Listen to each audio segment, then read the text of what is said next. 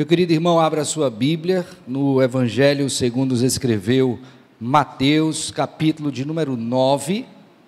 Mateus, capítulo de número 9. Eu queria que os irmãos encontrassem aí o verso de número 9. Mateus 9, 9.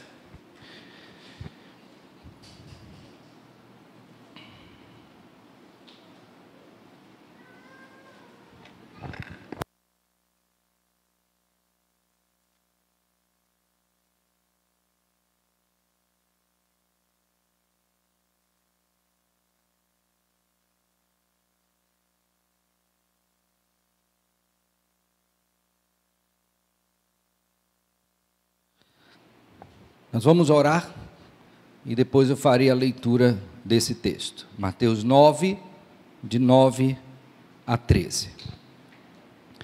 Senhor Deus, neste momento do culto, iremos tomar mais uma vez a Tua palavra,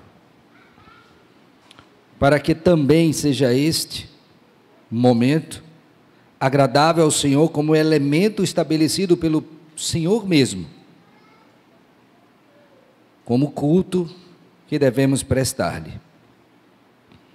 Dá-nos graça para fazê-lo com temor, com alegria, com esperança, com a reverência devida, com fé, com amor, para que ao ouvirmos a Tua palavra, todo o nosso ser se volte atentamente e sedentamente para ouvir a Tua voz, para aprender do Senhor, para receber aquela parte que não nos será tirada. Ajuda-nos, ó Deus, a começar em mim. Fala conosco, com poder e glória. Em nome do Senhor Jesus é que oramos, com gratidão e perdão dos nossos pecados. Amém. Assim nos diz a palavra do Senhor, o nosso Deus, Mateus capítulo 9, de 9 a 13. Partindo Jesus dali, viu um homem chamado Mateus sentado na coletoria e disse-lhe: segue-me. Ele se levantou e o seguiu. E sucedeu que, estando ele em casa à mesa, muitos publicanos e pecadores vieram e tomaram lugares com Jesus e seus discípulos. Ora, vendo isto, os fariseus perguntavam aos discípulos: por que come o vosso mestre com os publicanos e pecadores? Mas Jesus, ouvindo, disse: os sãos não precisam de médicos, e sim os doentes. Ide, porém, e aprendei o que significa: misericórdia quero, e não holocaustos, pois não vim chamar justos, e sim pecadores ao arrependimento. Amém. Meus irmãos, duas dificuldades pelo menos estão postas nesse texto no que diz respeito à nossa condição. A primeira delas é crermos que o Senhor Jesus Cristo, o Filho de Deus, Deus de Deus, luz de luz, eternamente gerado do Pai, tem autoridade para perdoar pecados. Infelizmente, por conta da nossa comum condição, caídos, não é? Alguns pela graça de Deus, como é o nosso caso, redimidos, mas ainda assim é possível que a gente seja sobressaltado com essa dúvida: pode mesmo o Senhor perdoar o meu pecado?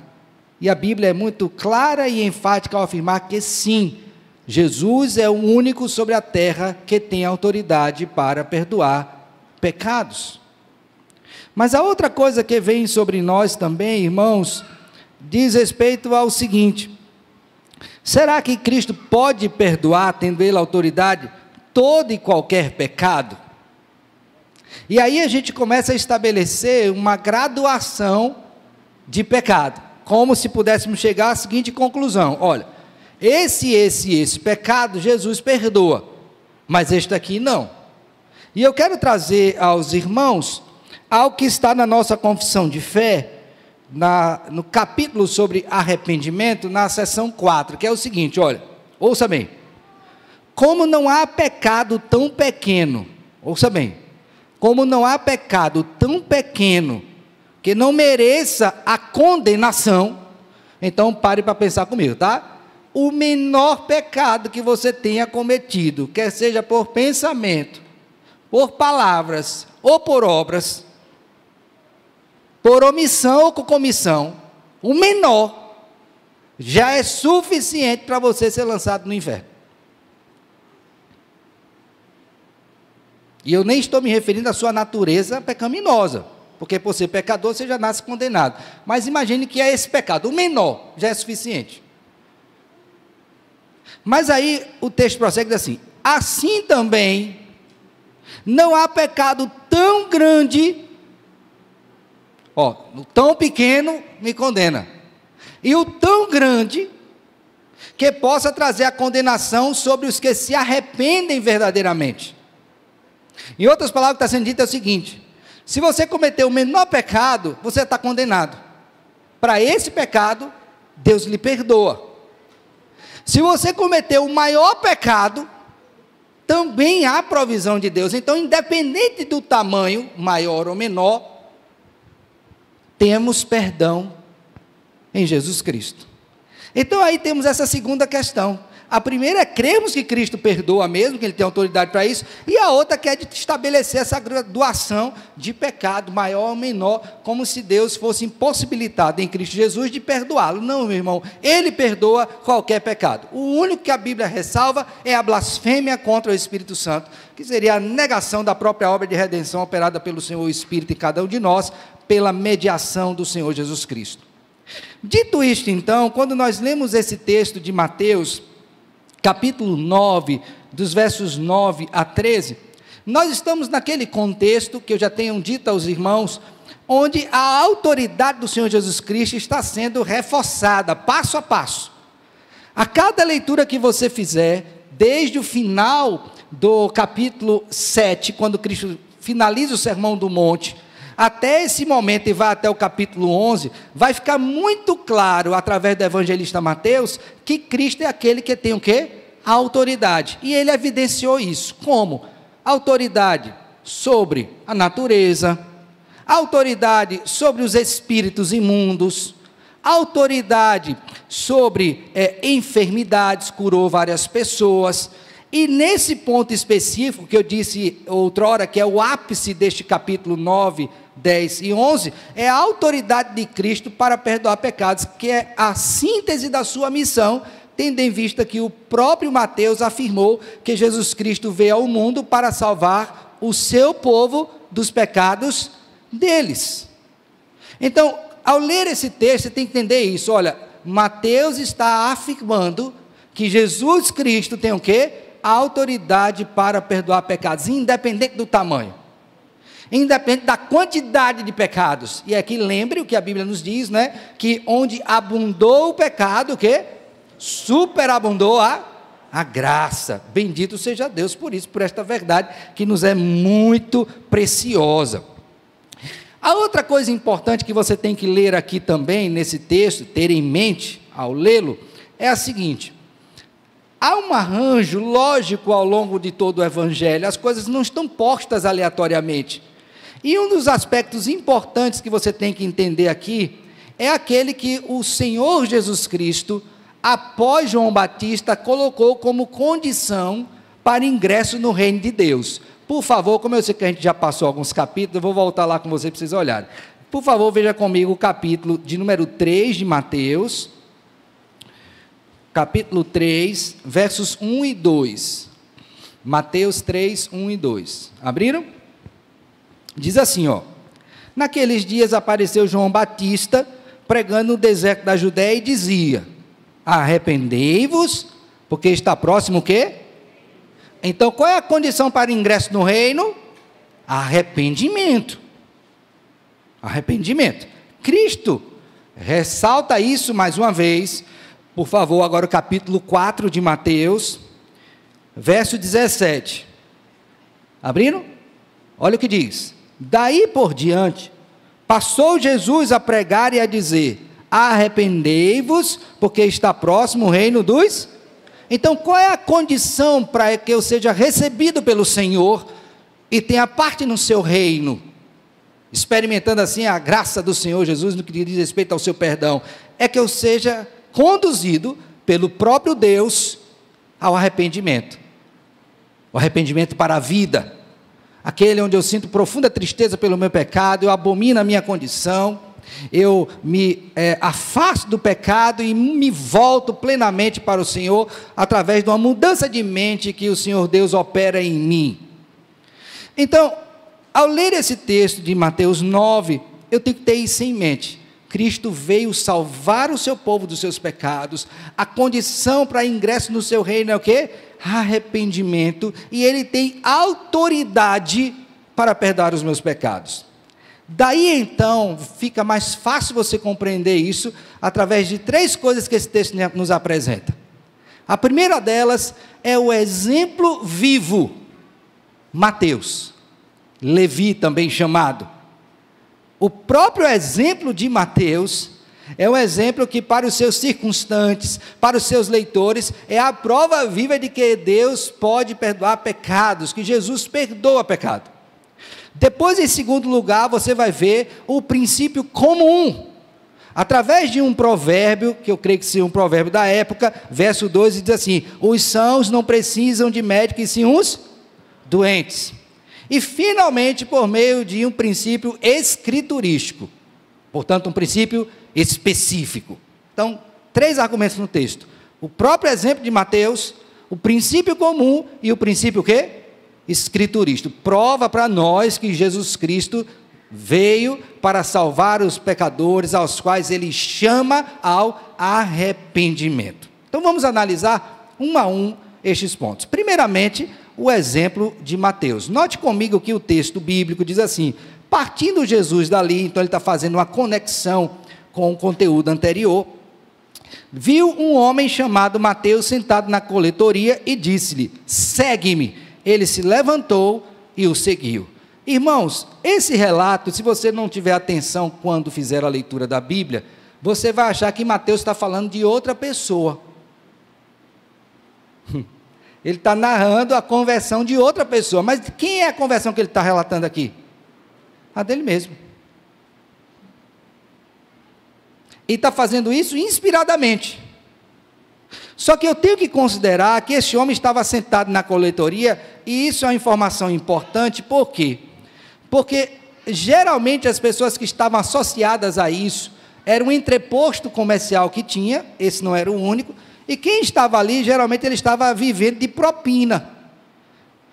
Então, tudo indica, pela situação posta, função dele, pelo exemplo que ele toma inspiradamente, que ele está se colocando como modelo de alguém que experimentou o poder, a autoridade de Cristo Jesus para perdoar o quê? Pecados. E aqui eu queria que você considerasse o seguinte, porque quando a gente vê a gente falando de si mesmo, né, a gente pode dizer: não, mas esse cara é muito orgulhoso, né, falando de si mesmo, seu exemplo. É possível que alguns falem nessa perspectiva mesmo. Todavia, o que temos aqui é o mesmo que está em 1 Timóteo, capítulo 1, verso 12, a partir do 12, quando Paulo diz assim: para que em mim o principal, o pecador principal, evidenciasse Jesus Cristo a sua completa longanimidade, e muitos viessem a crer por meu intermédio. Então, Paulo não está sendo orgulhoso. Ele está mostrando o quê? Que ele, que era blasfemo, perseguidor e insolente, foi alvo da graça de Deus. Então não é orgulho, é prova. Então quem conviveu com Paulo, assim como conviveram com Mateus, poderiam ver: rapaz, não é possível, um ladrão. Talvez as pessoas que agora vissem a Mateus dissessem assim: mas ele me extorquiu semana passada. Levou tudo que eu tinha, minha mercadoria todinha ele levou. E agora está dizendo que é crente. Mas é exatamente aí que está o detalhe. Para que através desses exemplos a completa longanimidade do Senhor ficasse evidente, mostrando que Cristo tem sim autoridade para perdoar pecados. Por piores que sejam, independente da quantidade, não importa o quanto tempo você passou nesta vida, Ele perdoa o seu pecado, Ele tem autoridade para isto. Porque Ele é Deus, foi enviado pelo Pai para fazer isso e deu a sua vida para salvar os pecadores. Não há outro que tenha poder para isso. Providencialmente, o texto da nossa leitura continuada hoje, que foi o Salmo quanto? 49, eu queria que você abrisse comigo, fala algo sobre a redenção, do quanto custa a redenção de uma alma. Por favor, abra sua Bíblia aí mais uma vez no Salmo 49. Verso 7, vou ler a partir dele. Salmo 49, 7. Olha só quanto custa uma alma, tá? Diz assim, ó: ao irmão, verdadeiramente ninguém o pode remir. Então aqui ele está revelando o quê? A incapacidade humana para remir, perdoar, salvar, libertar. Quem pode pagar? Ninguém pode. Aí ele diz mais: nem pagar por ele a Deus o seu. Quem vai pagar? Porque Deus é o dono de tudo, né? Quem vai pagar a Deus o resgate dessas almas? Aí ele diz assim, ó: pois a redenção da alma deles é o quê? Caríssima. E cessará a tentativa para sempre. É caro, irmãos. Pagar pecado é caro. Então, quando Cristo diz, ou disse, eu quero que vocês saibam que o Filho do Homem tem sobre a terra autoridade para perdoar pecados, é porque ele foi o enviado de Deus para isso, e o preço já estava pago. Qual era o preço? A sua vida. Colossenses 2, 15, fala que o escrito de dívida foi o quê? Rasgado, cancelado, pago. Pago. E Mateus é o exemplo disso. E agora eu queria que você visse como que Lucas, por exemplo, viu isso. Tá bom? A mesma situação da conversão de Mateus. Vamos agora para Lucas 5, 27. Evangelho, segundo escreveu Lucas, capítulo 5, verso de número o quê? 27, que é o texto paralelo a este.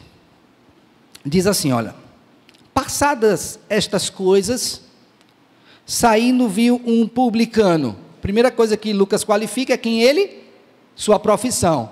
Porque quando a pessoa diz, ih, lá vem o publicano, vixe, publicano e pecador, está tudo farinha do mesmo saco, não presta.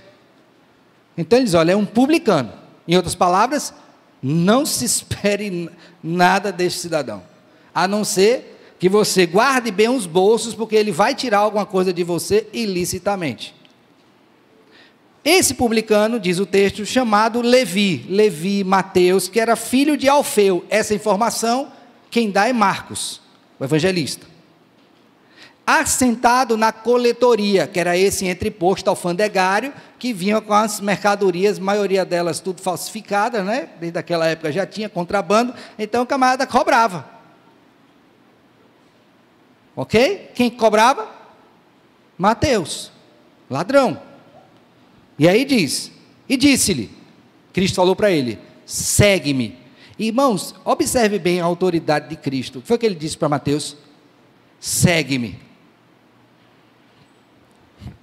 Eu fiquei pensando, né? Imagine, eu ensinara, né? Aí eu olhasse para ela, ela olhasse para mim, o olhar se cruzasse, e eu dissesse para ela assim, segue-me. Ah, meu filho, ela ia ponderar um bocado para saber se ia fazer isso, viu? E eu acho que ela ponderou, graças a Deus que ela veio. Mas qual de nós teria autoridade para olhar para a pessoa, nesta condição, morta em delitos e pecados, e dizer assim, siga-me. Siga-me. E o texto é muito claro em dizer, ele se levantou e deixando o quê? Tudo, abandonou a vida de pecado. Abandonou qualquer privilégio. Ele simplesmente obedeceu. Então Mateus é um exemplo vivo de que Jesus Cristo perdoa o pior pecador. Vocês lembram daquela música? Eu perdido pecador, longe do meu Jesus, me encontrava sem vigor, a perecer sem luz. Meu estado Cristo viu, dando-me sua mão, e salvar-me conseguiu da perdição. Lembra? Cristo me amou e me livrou, pois seu imenso amor me transformou. Foi seu poder, o seu querer, sim, Cristo Salvador Ele tem autoridade para perdoar seu pecado. Ele pode te perdoar, bendito seja Deus por isso. Agora sabe qual é a questão, irmãos? É que os escribas e fariseus que estavam na hora não gostaram disso. E eles já vinham pegando no pé do Senhor Jesus Cristo, né? Desculpa a expressão, tá? Vinham perseguindo o Senhor Jesus Cristo, porque eles queriam encontrar uma falha. Então a mais recente foi o quê? Esse pode perdoar pecados? Primeira coisa que eles acharam de defeito. Não, ele não pode, mas ele pode. A segunda coisa acontece, e aí nós partimos para o segundo argumento de que Jesus Cristo pode perdoar pecados, que é o princípio comum. Por favor, veja comigo agora o verso 10 de Mateus 9. Diz assim: e sucedeu que estando ele em casa, possivelmente aqui a casa de Mateus, e ele chama ao Senhor Jesus Cristo para estar com ele. Só que ele não faz um convite só para Cristo, ele chama, desculpa a expressão, a corja toda de pecadores. O que tinha de pior ele chamou. E ele disse: olha, à mesa, muitos publicanos e pecadores vieram e tomaram lugares com Jesus e seus o quê? Discípulos. Ora, vendo isto, os fariseus perguntavam aos discípulos. Olha, irmãos, aqui está uma coisa que eu quero abrir um parênteses. Por exemplo, ó, eles queriam ofender a quem? A Cristo. Mas eles vão em quem? Nos discípulos. Por que eles não perguntaram direto, sabendo inclusive que Jesus Cristo conhecia os pensamentos dele? Porque essa é a estratégia dos inimigos. Eles querem minar os discípulos. Então eles perguntam aos discípulos. E aí o que é que eles perguntam? Por que o vosso mestre come com publicanos e... Porque a ideia era a seguinte: como é que alguém santo, que conhece, diz conhecer, não é? O pecado do outro, a condição do outro, vai sentar na mesa com o pecador? Em outras partes, assim, ele vai se tornar como um deles.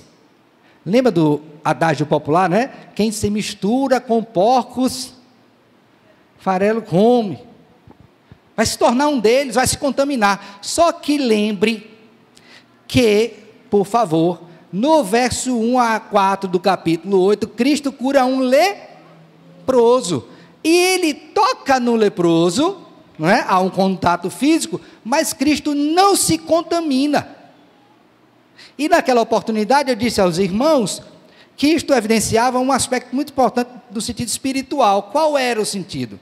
É que Cristo veio para salvar pecadores, ele lida com os pecadores, com os efeitos do pecado na vida deles, mas ele, sendo Deus, não se contamina. Então ele pode sentar com pecadores, porque ele veio chamar pecadores ao arrependimento. Ele habitou neste mundo que jaz no maligno, com um monte de pecador, mas ele não cometeu um só pecado. Então não havia problema nenhum para Cristo de sentar com pecadores. A propósito, ele fez isso várias vezes durante o seu ministério. Então não tem problema de Cristo se assentar com um pecador, porque isso não vai contaminá-lo.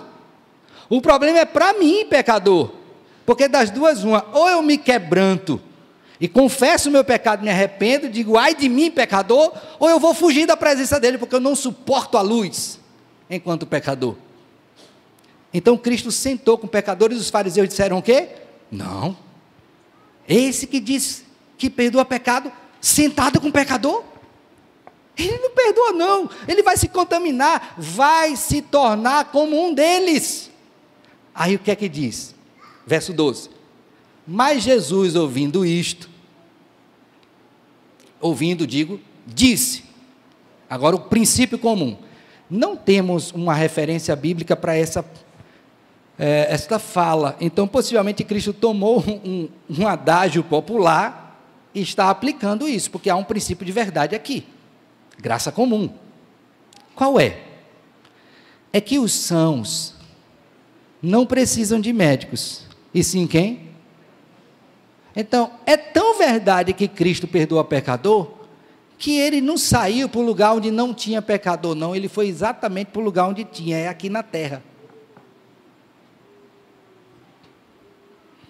Então, Cristo está mostrando, por meio desta fala, algo muito importante para mim e para você, que é uma verdade universal, que qualquer um, crente ou não, vai responder. Quer ver um exemplo?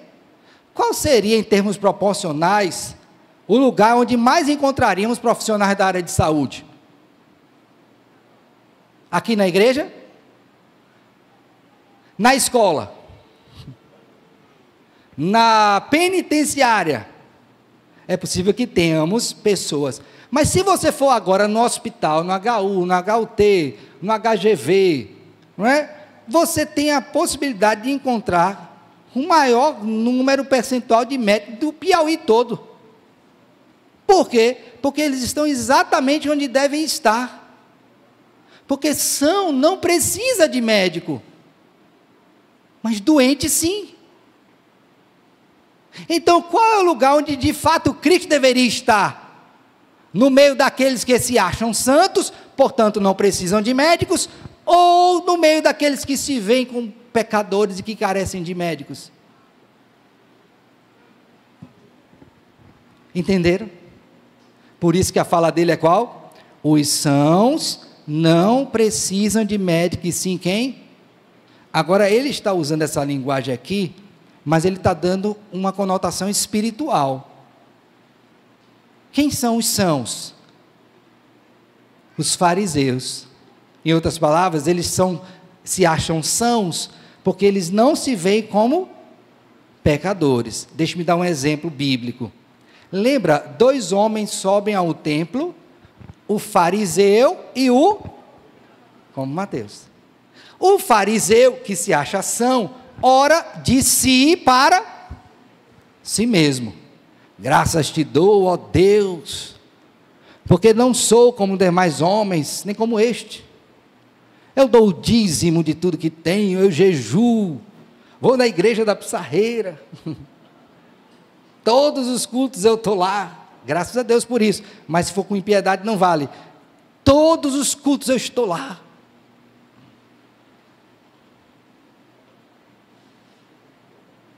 O pobre publicano não tinha coragem nem de olhar para cima, cabeça baixa, batia no peito.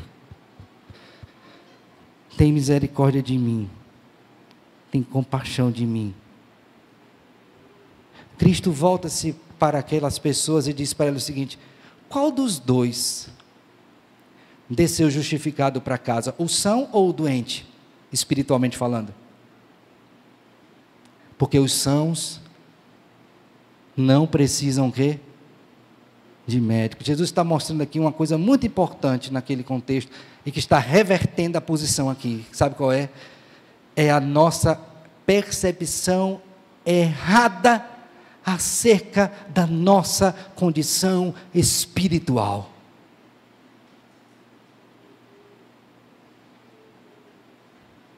Meus irmãos, uma vez eu estava lendo um texto que falava sobre pregação, e ele dizia um tópico assim: toda vez que você for pregar um texto, você lembre de uma coisa chamada FCD, é foco da condição ou na condição decaída.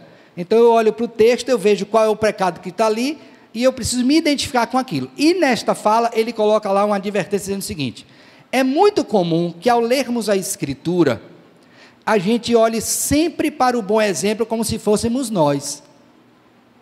Então, nesse caso aqui, que diz assim, ó, os sãos não precisam de médicos, e sim quem? Quem você acha que eu vou me identificar? Com o são ou com o doente? Um são. Porque eu vou achar que eu não preciso.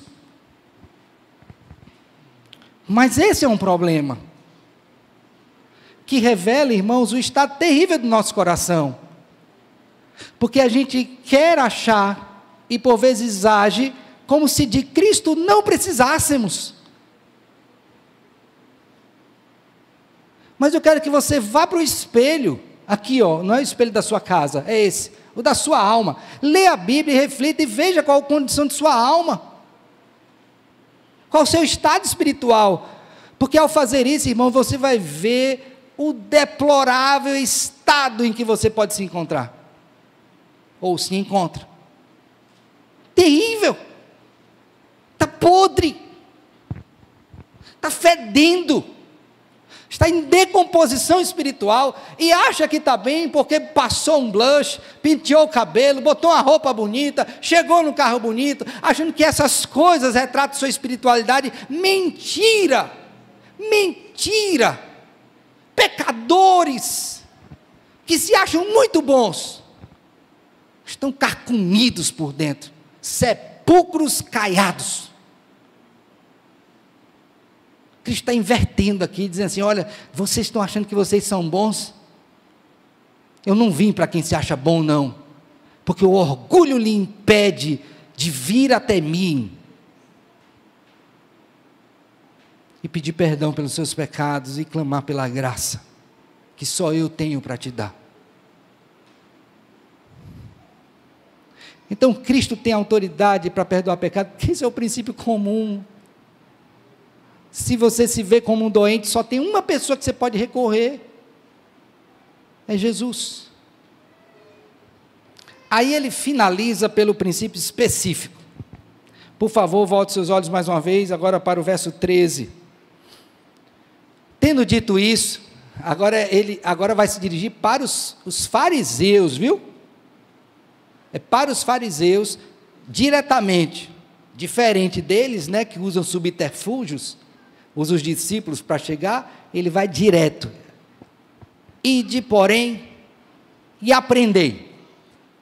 Olha, vocês precisam aprender uma coisa. E essa lição que Cristo vai dar, não é nova.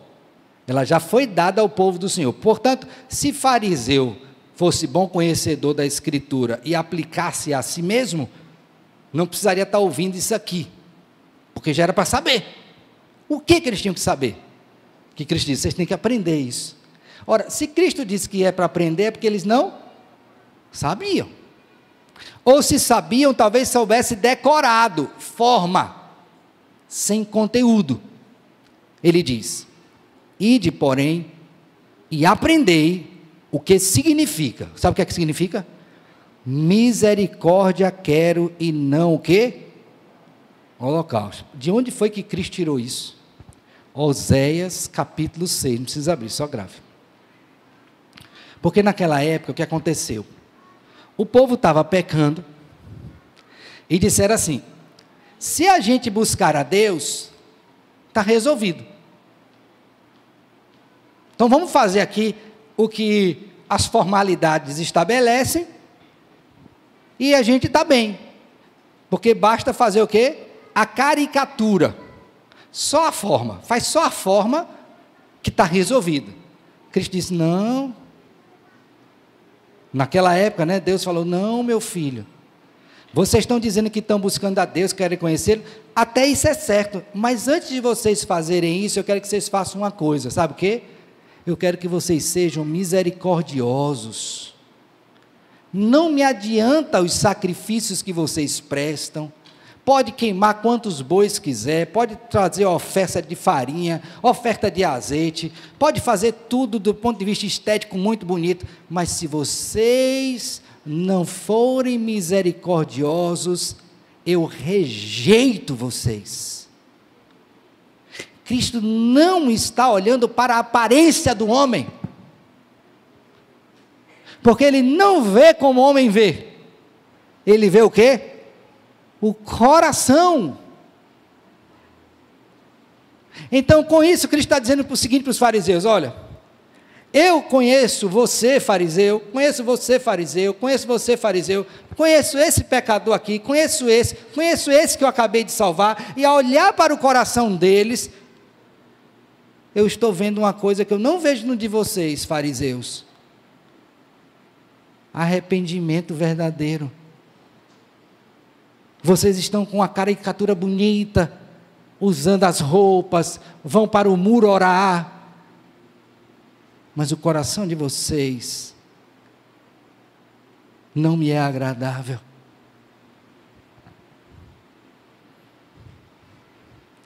Cristo tem autoridade para perdoar os nossos pecados, irmão, porque Ele conhece o estado do nosso coração e sabe quando de fato estamos arrependidos, como fruto da sua graça e poder operando na nossa vida. Os fariseus não sabiam disso e tiveram que aprender. E aí Cristo arremata no final do verso 13, dizendo o seguinte: pois não vim, ele está falando da missão dele, tá? A minha missão não foi para chamar o quê? Justos. Quem é que se achavam justos? Os fariseus. Mas vim chamar quem? Pecadores, os doentes, ao arrependimento. Então, outras palavras, para quem Jesus veio? Para todo aquele que, consciente da sua condição deplorável, sofre por conta do seu pecado e clama pela misericórdia divina para que não seja consumido finalmente. Cristo veio para doentes. Aí eu pergunto para você, como é que você se vê? Será que no fundo, não tem uma pitadinha aí de farisaísmo? Será que no fundo aí você não é como esses fariseus que acham que Cristo não pode perdoar pecados, que você tem que fazer alguma coisinha para ser perdoado? Olha, Cristo fez quase tudo, mas esse pouquinho aqui eu preciso fazer, senão Ele não consegue. Será que você não é um fariseu dessa natureza, que está se apoiando nas suas obras, ao invés de confiar tão somente na obra de Jesus Cristo? Esse texto nos ensina, irmãos, que Jesus tem sim autoridade para perdoar pecados. Ele fez isso com Mateus.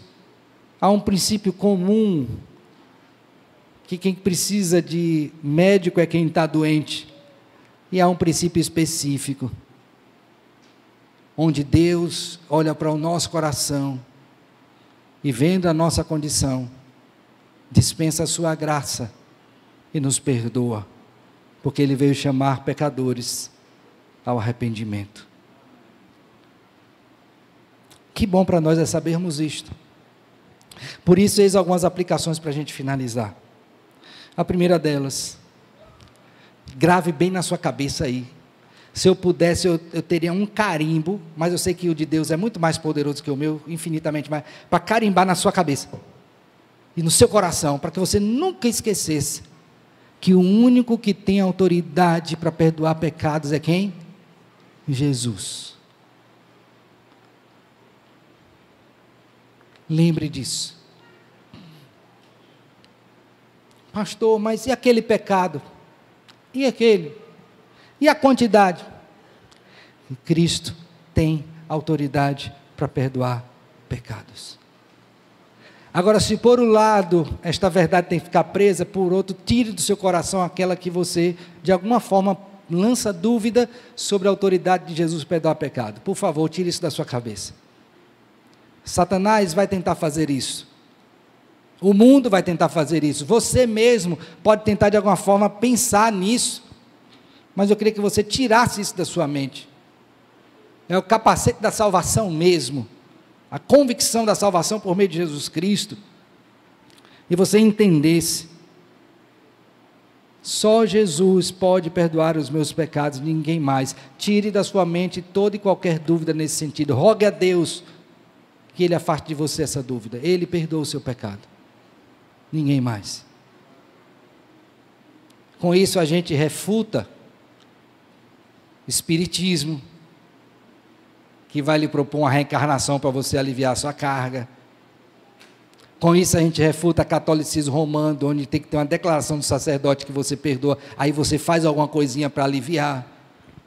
Porque a grande verdade, a única na verdade, é que só Jesus tem autoridade sobre a terra para perdoar o quê? Pecados. A segunda coisa que eu queria que você pensasse ao ler esse texto é que você precisa pedir a Deus a graça de se enxergar. Uma vez eu estava vendo duas pessoas que pareciam entrar numa briga, queriam entrar numa briga, só que uma era muito mais forte que a outra, e certamente a pequenininha ia apanhar. E aqui não tinha ideia de Davi e Golias mesmo, ela ia apanhar mesmo a pequena. E a pessoa disse para ela assim, se enxergue. Como que assim, rapaz, está vendo que você vai apanhar? Não estava armado. Fisicamente, tecnicamente, ia perder, não tinha jeito, só se a pessoa tivesse ali um ataque fulminante e morresse para ela ganhar, não tinha como. E ela disse, se enxergue, rapaz, você não está vendo que isso não vai dar certo para ti? Meus irmãos, a impressão que eu tenho é a semelhança desse caso, onde a pessoa, nós, muitas vezes não queremos nos enxergar diante de Deus. O que é que nós somos, irmãos? Pecadores. Carentes da graça de Deus todos os dias, o dia todo. O dia todo. Pecadores. Remidos, sim. Salvos pela graça, sim, bendito seja Deus por isso, mas ainda pecadores. Nós não carecemos da graça, irmãos, apenas para ser salvos, não, mas durante toda a nossa vida como salvos, tudo é graça. Então todos os dias eu tenho que olhar para mim mesmo, e dizer quem eu sou. Pecador, Senhor, carente da tua graça.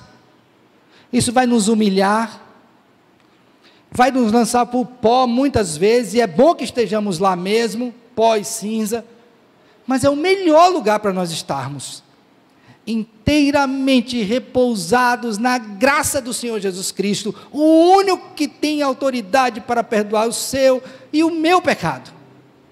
Que bom é estar assim. Que lugar mais agradável para estar, senão nos braços do nosso Senhor, que diz que somos pecadores, mas nos acolhe, porque Ele tem autoridade para perdoar pecados, e fazer de ladrões, homens úteis, no seu reino, como fez com Mateus. Que bênção, não é isso? Você pegar uma pessoa com a vida acabada, destruída, e ver Deus trabalhando, como um vaso, né, de oleiro, pega aquele vaso quebrado, aquele bolo de massa, que não presta para nada, de barro, ele bota, vai modelando, e sai um jarro tão lindo.